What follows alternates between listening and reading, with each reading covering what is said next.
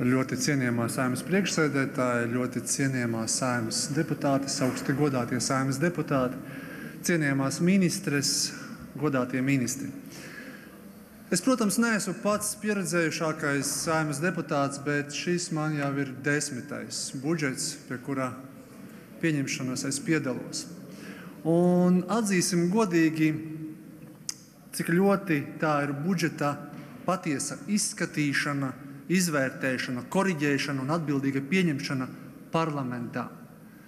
Tā drīzāk ir tikai kārtējā pārbaude, vai koalīcijas deputāti joprojām uzticas savai valdībai, saviem ministriem, un vai var noteiktā laikā sanākt vismaz 51 deputāta skaitā. Un viss. Jo budžeta paketē iekļautos likumus mēs varam koriģēt un dažreiz pamatojot, opozīcijai pamatojot, tie tiek izņemti ārā no budžeta paketes, ja varam izskaidrot, ka tie nav saistīti ar finanšu plūsmu nākamajā gadā. Tad pašā budžetā, it sevišķi ministriju sagatavotajās izdevumu tabulās, mēs šeit Saeimā īsti vairs neko nevaram mainīt. Ne opozīcija, ne pozīcija. Jums atļaušos teikt, arī trūkst informācijas par visiem šiem izdevumiem, kas ir ministriju tabulās un tātad sarakstīti. Tāpēc, kā parasti ir tā, pirmajā lasījumā šeit nobalsos koalīcija ar 51 balsi, tad pamatā opozīcija iesniegs priekšlikumus, pozīcijas deputātiem droši vien frakciju vadītāji aicinās nesniegt vispār priekšlikumus, lai process būtu ātrāks, saprotiet. Lai budžeta komisijas vadītājiem nebūtu tik daudz laika jāveltītā budžeta izskatīšanai. Budžeta komisijā pēc ministru kabineta sagatavotā špikera šie visi priekšlikumi pamatā tiks noraidīti, varbūt ar 1, maksimums 2 izņēmumiem. Un tad atnāks uz šejieni, kad atkal runāsim, gari runāsim, bet pēc būtības tas budžets tiks apstiprināts tāds, kādu valdība jums ir atnesusi un nolikusi uz galda. Jums, Saeimas deputāti, koalīcijas Saeimas deputāti, pēc būtības nav nekādas teikšanas par to. Pretējā gadījumā jums jāizsaka neusticība pašiem savai valdībai. Un viss šis process, budžeta pieņemšanas process, pēc būtības kļūst par tādu birokrātijas un normatīvisma paraugu procesu. Mēs bieži runājam, ka birokrātija jāmazina normatīvisms, bet pēc būtības šobrīd šeit budžeta pieņemšanas laikā arī koalīcijas deputāti jūs tieši ar to nodarbojaties. Un, protams, ka tas, ko šodien arī ministriju pārstāvi un valdības vadītāji min, ka ir panākts milzīgs ietaupījums 50 miljonu apmērā ministriju izdevumu tabulās, manuprāt, tas ir nepiedodami maz, ņemot vērā jau šodien diskusijās izskanējušos dažādus riskus, kas mums jau ir šobrīd, gan saistībā ar Rail Baltica, gan ar Air Baltica, gan ar citiem jautājumiem, kas noteikti, diemžēl, nāks klāt, un, protams, drošība un visi pārējie jautājumi. Un patiešām šajā visā valsts izdevumu gūzmā pazūd pats svarīgākais, un tie ir mūsu bērni. Par demogrāfiju šodien daudzi kolēģi runāja, arī mani kolēģe Linda Matisone, bet es arī kā 2 puiku tēvs varu teikt, ka daudzas ģimenes Latvijā grib lielākas ģimenes. Un viņi labprāt pie sevis uzņemtu kādu no tiem mazuļiem, kas gaida uz mākoņu maliņas, bet ģimenes vienkārši nevar finansiāli to atļauties. Ir sevišķi, ja tās dzīvo reģionos. Viņam nav atbilstoša dzīvojamā fonda, ieņēmumi ir būtiski zemāki nekā Rīgā, tā skaitā ministrijās strādājošajiem ierēģiem. Un pašvaldības jau nevarēs atļauties tās algas būtiski celt. Pirmkārt, jau 2,6% tiek likti viņiem virsū. Otrkārt, minimāla alga tiek celta uz 740 eiro, bet no kurienes jau to visu finansējumu ņemt?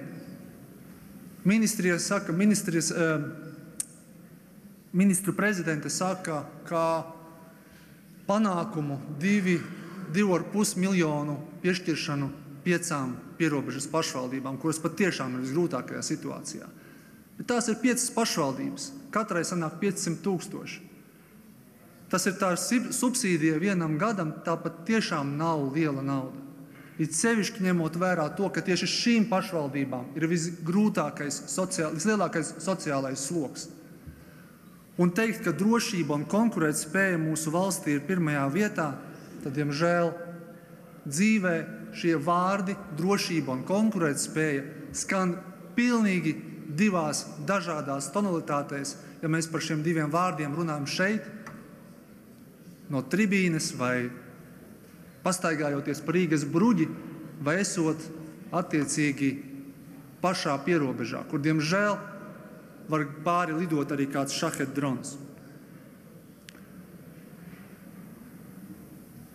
Tāpēc es savā runā īsi gribu pieskarties arī tikai vakar nopubliskotajām dokumentam, ko ministru kabineta komiteja īpaši šim mērķim izveidotā, tā kā ir plaši izdiskutējusi un tagad ir nopublicējusi tiesību aktu portālā. Tas ir rīcības plāns Latvijas austrumu pierobežas ekonomiskai izaugsmei un drošības stiprināšanai nākamajiem 3 gadiem, 25. un 27. gadam. Un ņemot vērā arī pavisam nesen notikušo Krimas platformas fórumu, kurā vienā no diskusijām Kažociņa kungs vēlreiz uzsvēra, ka jā, šobrīd mēs varam būt droši par to, ka acīm redzot Krievija neuzbruks mums kā NATO valstī. Bet kas būs pēc pāris gadiem, to mēs nevaram zināt. Bet par šiem pāris gadiem mēs būsim mūsu budžeta deficītu palielinājuši tik lielu, ka nedod Dievs grūtas situācijas pienākšanas brīdī mēs vienkārši nevarēsim atrast finansējumu to risināšanai. Un šim plānam pēc būtības vajadzētu dot atbildi, kā mēs, un tieši Latvijas valdība, rīkojas, kā sagatavojas iespējamiem riskiem, kas mūs gaida pēc šiem dažiem gadiem, par kuriem brīdina arī drošības eksperti. Un šajā plānā, kuru, jāsaka, mēs skatīsim Latgales apakškomisijā nākamnedēļ, bet šobrīd, to apskatoties, man nav pārliecības, ka tas patiešām rada iedzīvotājiem drošību un konkurētspēju Latvijas austrumu pierobežā. Piemēram, daži piemēri. Šajā plānā ir saliktas lietas, kas ir paredzētas visā valstī, un plānā vienkārši tiek uzskaitītas ar tādu domu, ka mēs jau visā valstī kaut ko darām, līdz ar to kaut kas jau atkritīs arī Latgalē un Alūksnē, bet tas neatbilst, manuprāt, plāna mērķim un būtībai. Un atsevišķās pozīcijās par šis finansējums it kā norādīts austrumu Latvijas teritorijām, bet viņš ir mazāks, viņš ir proporcionāli mazāks. Piemēram, investīcija valsts reģionālo un vietējo autoceļu tīkla uzlabošanai. Kopējais finansējums Latvijā 92 miljoni, Latgales plānošanas reģionā 7,5 miljoni. Tie ir 8%. Tie ir 8% no visa paredzētā budžeta. Jūs teiksiet atkal, jā, ka tie latgalieši prasa vairāk, bet vienkārši, ja tas ir plāns ar kādu īpašu vēstījumu, ar īpašu programmu, ar īpašu palīdzību, lai mēs varētu atbildēt uz drošības riskiem, tad 8% no valsts kopējā budžeta nepārliecina. Pasākums sociālo mājokļu būvniecībai un atjaunošanai. Latgalē tikai 4,5%.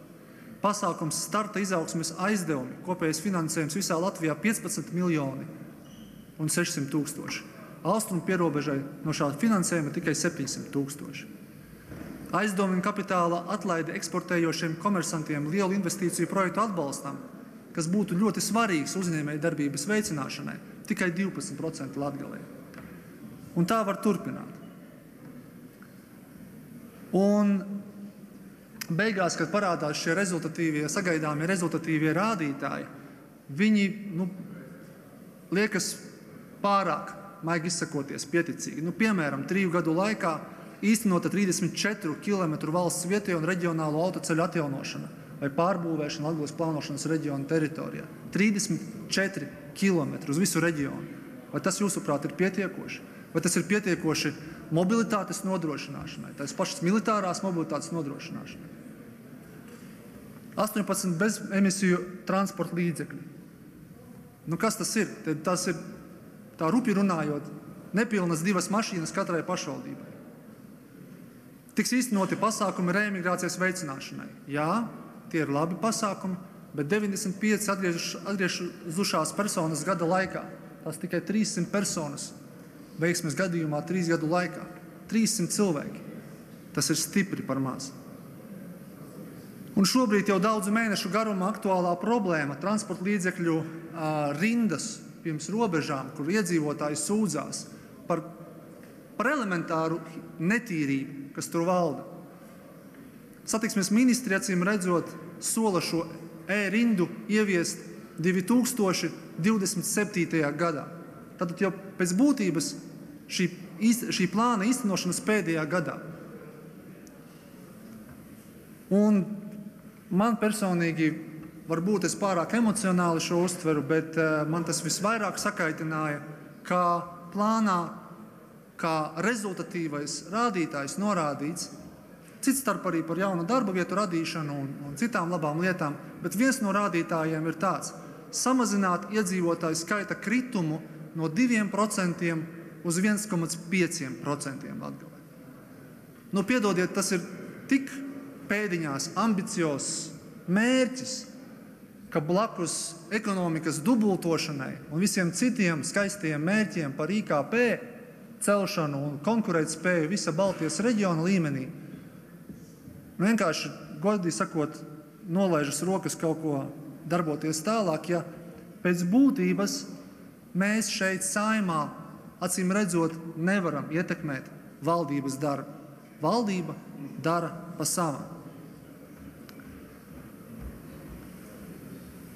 Un aizsardzības ministrijas finansētā, protams, pieminekļa celtniecība tepat Pierīgā, bet īpaši nespēja to noķert, to dronu, un visa locīšanās šī situācijas sakarā nespēja godīgi atzīt savas kļūdas, pat tiešām rada šaubas par aizsardzības ministra un valdības vadītājas spēju vadīt procesus.